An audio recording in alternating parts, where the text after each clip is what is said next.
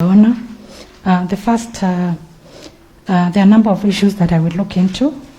One, whether the accused person is a flight risk, and under this I will look at whether this person has a permanent home, because for a person with no permanent place of abode, you would say that you really can't trace them.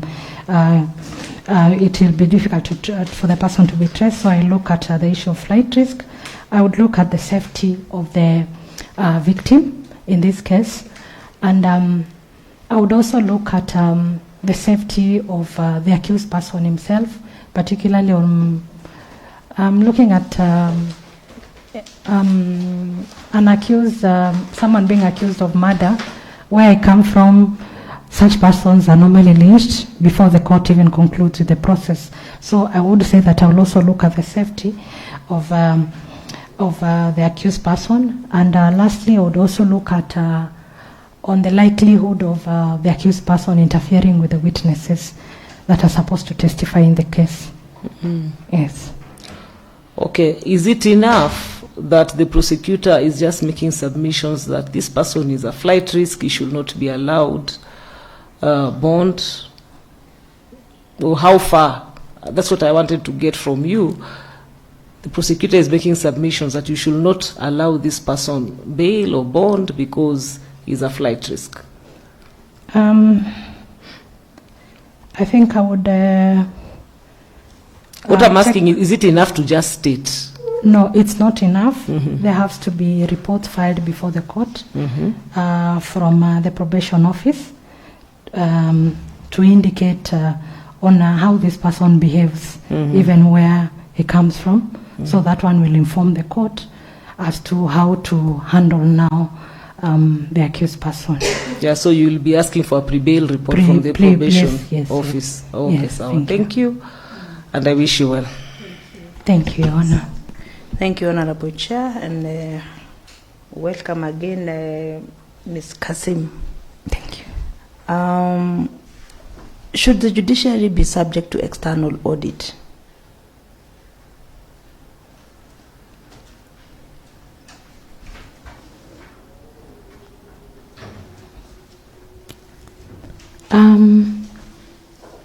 First of all, I would like to look at audit in terms of what it seeks to achieve. Having worked in public service for the better part of my career, I would say that audit seeks to address a number of issues, and I would say that it's one of the tools that we use to even address matters under Article 10, and yes, particularly Article 10 and things to do with leadership and integrity. Mm-hmm. So I would say that the judiciary should be subjected to audits. Mm-hmm. Yes. So what other legal framework exists within the Constitution that enhances accountability?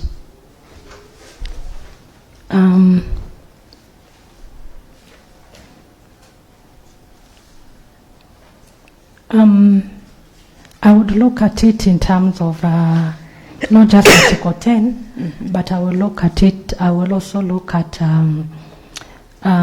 Article 232 that governs public service generally. Then I will also look at the issues addressed under Chapter 6 of the Constitution and the legislations that are enacted around Chapter 6. Mm-hmm. Yes. And how does the judiciary account to the public? The judiciary accounts to the public in a number of ways, I would say. First of all, as a judicial officer, your judgments should actually speak for themselves. Yeah, you account through your writing, you account through your conduct. So judiciary as an institution, it accounts to the public through a number of ways. I would say the periodic reports that the judiciary makes, particularly SOJA. I would also look at even STAJ, the blueprint From there, mwananchi can actually question on how the judiciary has fared in terms of now addressing the issues of accountability. But how does mwananchi reach out to the accountability mechanisms? Mwananchi and accountability, there are numbers. If let me put it this way, if the public is not happy, maybe with the misconduct of a judge, what do they do? In my understanding of this is that the judiciary has its own internal mechanisms where a member of the public can actually lodge a complaint to the commission, and I've seen in the past the commission addressing those complaints effectively, to the extent of having even some judicial officers being removed from office. So I would say that there are proper internal mechanisms of reporting in terms of misconduct of a judicial officer. Okay. Thank you. I wish you all the best. Thank you, Madam Commissioner. Thank you, Honorable Chair. Council, I have a few questions for you. What innovations or reforms would you propose to improve the efficiency and credibility of the processes at the High Court?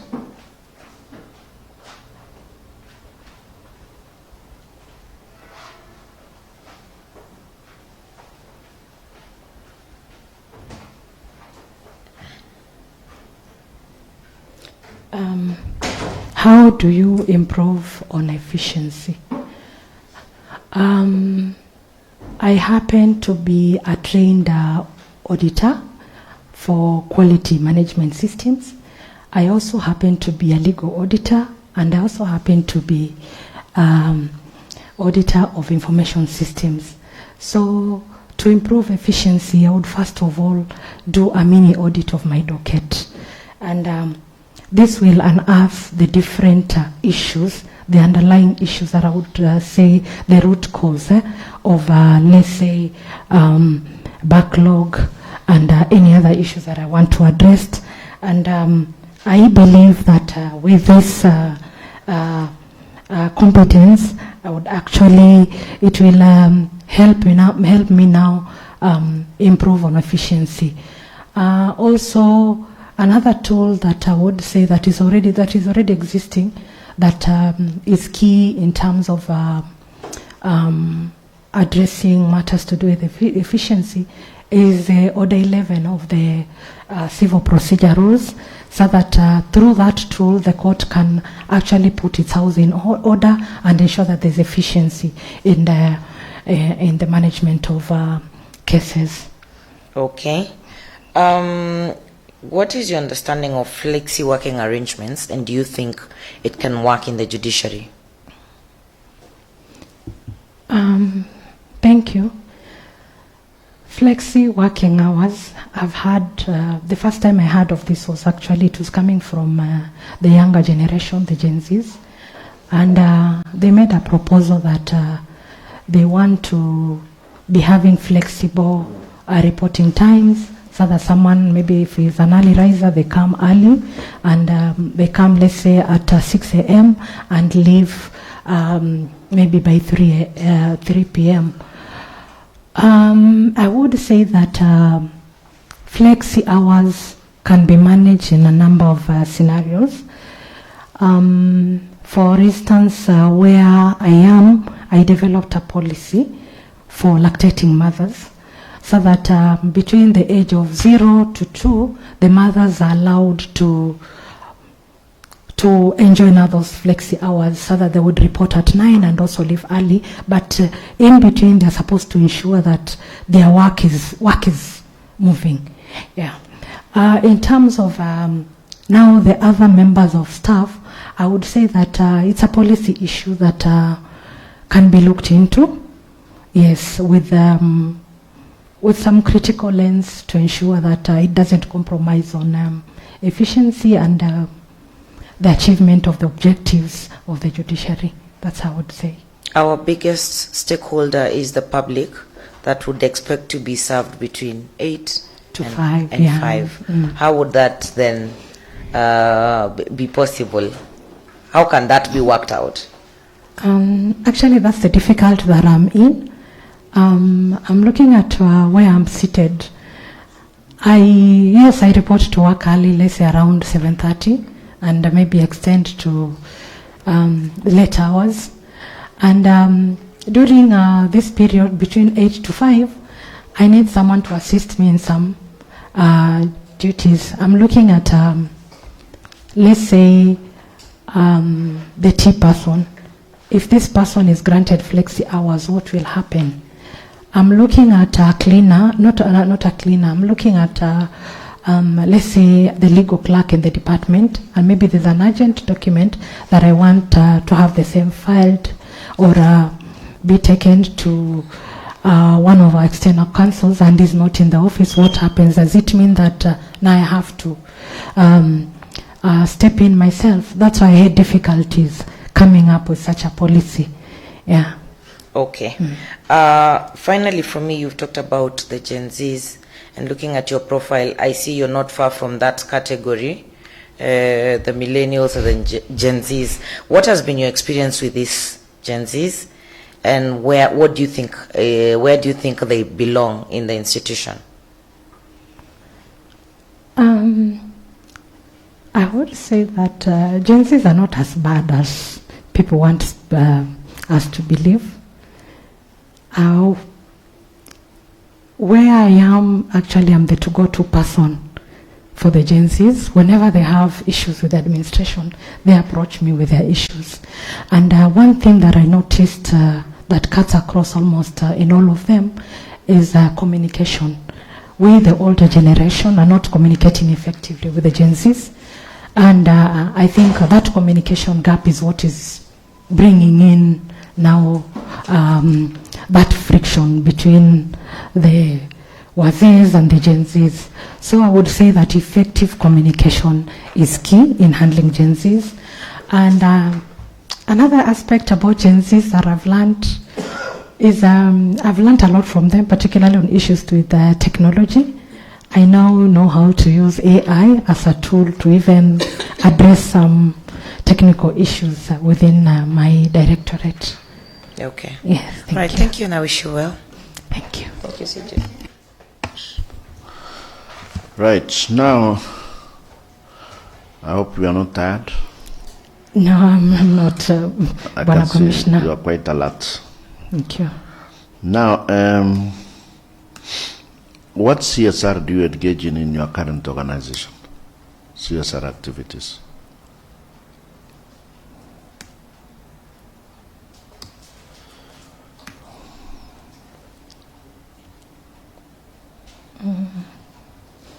Thank you. In my organization, this is the entity that is mandated with the role of overseeing the entire road network in Kenya.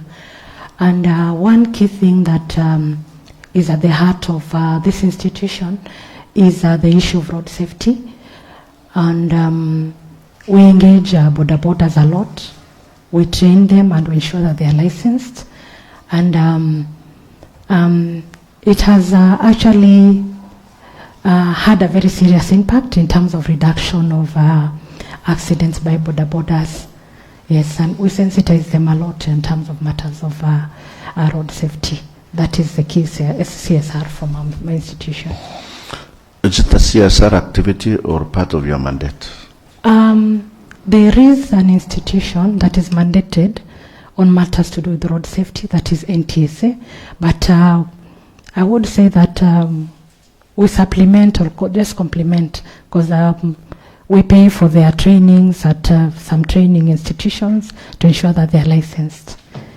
Why are such activities important?